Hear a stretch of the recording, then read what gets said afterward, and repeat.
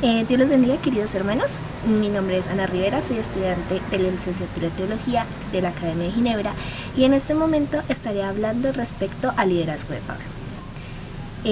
Para partir desde el inicio, debemos saber quién era Pablo, pero no necesariamente el Pablo que conocemos en los últimos episodios de su vida, sino hablaremos primero de Saulo.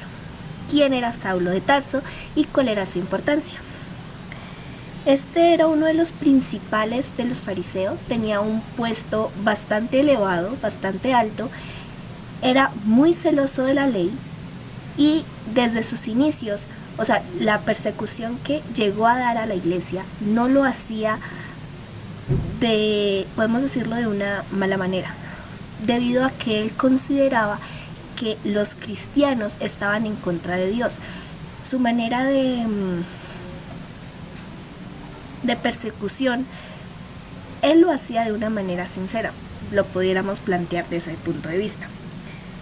Cuando es llamado por parte de Dios al ministerio, también lo hizo de una manera muy sincera. Su cambio fue drástico porque provenía de Dios. Era instruido en todas las leyes del Pentateuco, era judío de los más judaizantes que podían haber. Y después de esto, dio su vida por el ministerio, por el cristianismo, por seguir a Cristo. Pero uno de los eventos que podemos ver al inicio de su vida no son los más agradables. Estuvo en la tortura del primer mártir, que fue Esteban. Conocía de antemano qué era lo que estaban haciendo. Dio su voto para condenar a este siervo de Dios. Esto lo podemos ver en el libro de Hechos, los primeros capítulos, donde se puede ver la persecución de la iglesia, cómo Saulo era uno de los que propiciaba estos escenarios. Cuando es llamado por Cristo en el capítulo 9, podemos ver que Jesús le dice: yo soy Jesús a quien tú persigues, y dura cosa es dar coces contra el aguijón. Él, temblando y temeroso, dijo: Señor, ¿quién eres? ¿Qué quieres que yo haga? Y el Señor le dijo: levántate y entra en la ciudad y se te dirá lo que debes hacer. La actitud que tomó en este momento Saulo, antes de ser llamado Pablo, fue de obediencia. Como líder de la iglesia más adelante, él mostraba la necesidad de ser obediente, primeramente a Dios y también a los demás que tenían un cargo de liderazgo. Él nos aconseja a nosotros que debemos sujetarnos a nuestras autoridades, porque son puestas por Dios. Pablo obedece en este momento y va a Damasco. Pasa su proceso en la casa de... Dice: había entonces en Damasco un discípulo llamado Ananías, a quien el Señor dijo en visión: Ananías. Y él respondió: heme aquí. Y el Señor le dijo: levántate, ve a la calle que se llama Derecha y busca la casa de Judas, uno llamado Saulo de Tarso, porque aquí él ora. Y ha visto en una visión un varón llamado Ananías, y entra y pone las manos encima para que recobre la vista. Pablo había sido obediente al mandato que Dios le había dado. En este momento, Dios estaba ordenando a otro de sus siervos para que fuese a donde estaba Pablo, y de esta manera sanar su vista y prepararlo directamente para el ministerio, que más adelante podemos ver en el libro, los finales del libro de Hechos, cómo es que hace sus viajes misioneros, sus 3 viajes, qué tipo de actitud tomó Pablo. Sabía que la iglesia estaba en un periodo de persecución, sabía cómo eran las persecuciones, y aún así estuvo en los viajes misioneros llevando el evangelio a cada parte. Podemos ver que debido a su pasado oscuro, lo pudiéramos determinar, en muchas ocasiones fue confrontado y su liderazgo, se pudiera decir, puesto en duda. La manera en la cual Pablo respondía no era con una arrogancia, no era con una superioridad, no tomaba posiciones que no le correspondían, sino se sujetaba plenamente a Cristo, reconociendo solamente a Cristo como cabeza de la iglesia, porque él se reconocía a sí mismo como el más pecador de todos, el más indigno de la gracia de Dios, sabiendo que todo lo que tenía no era por causa de él, sino por aquel que había muerto en la cruz. Todo el tiempo de su vida después de ser regenerado le dio la gloria y la honra a Dios. Nos llama también a nosotros a dar en todo momento la gloria a Dios.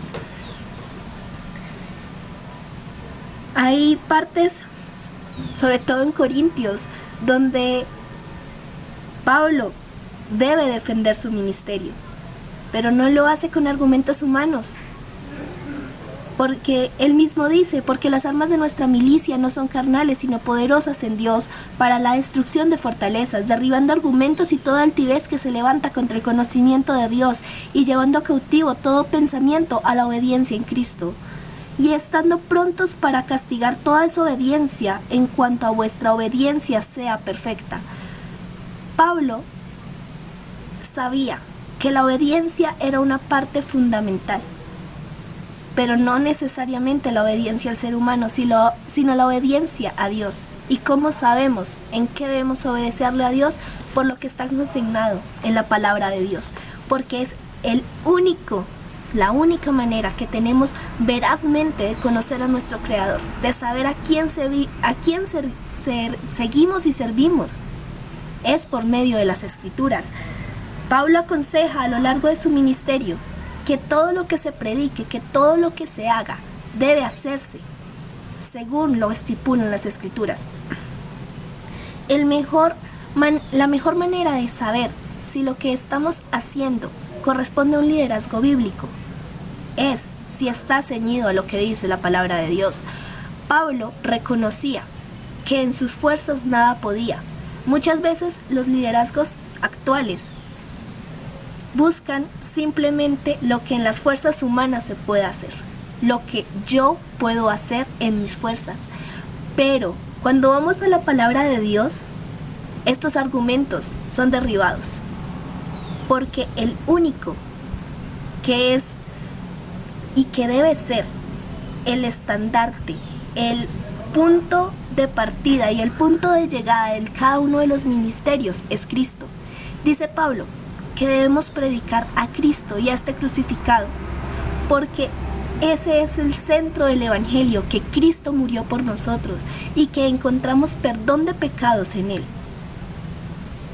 Cada uno de los aspectos del liderazgo de Pablo, su desgaste por el Evangelio, por el ministerio, no era para que recordáramos a Pablo, no era para que hubiera un registro de él, sino era como resultado de lo que Dios había hecho en Pablo y cómo él podía dar su vida por amor a Cristo.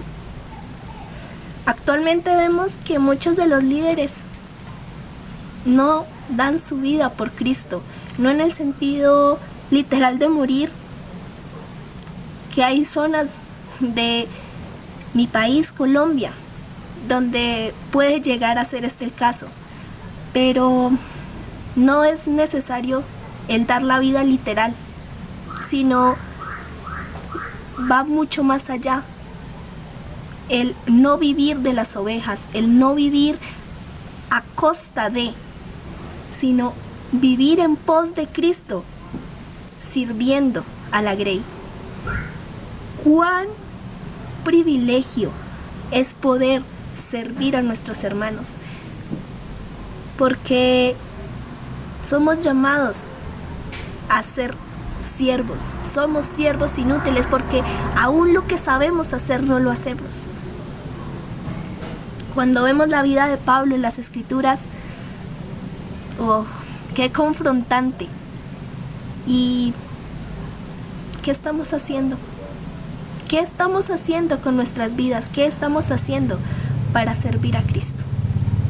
¿Cómo estamos sirviendo? Son preguntas que me he hecho estos días.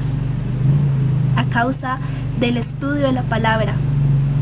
Cada vez que confronta, cada vez que es como una espada, dice la palabra.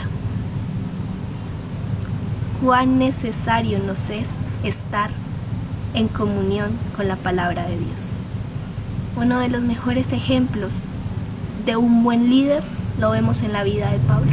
Hay muchos más aspectos que poco a poco el Señor va mostrando respecto a la necesidad de tener un buen líder y de ser un buen líder en distintos aspectos, no necesariamente un pastorado, un liderazgo muy llamado, desde los cultos de niños, desde el grupo infantil, grupo de jóvenes.